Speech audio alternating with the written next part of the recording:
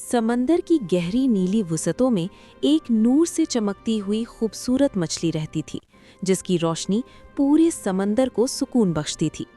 छोटी छोटी मछलियां इसके गिर्द जमा हो जाती और उसकी नर्म आवाज़ सुनकर दिल मुतमईन हो जाता।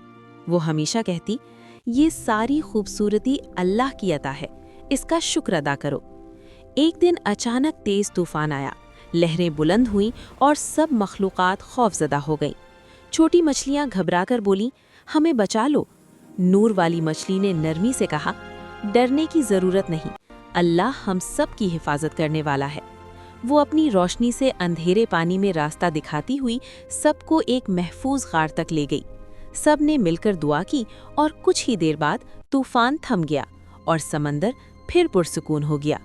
सब ने उसका शुक्रिया अदा किया तो वो मुस्कुरा कर बोली, मैं सिर्फ एक जरिया थी, असल हिफाजत अल्लाह की थी।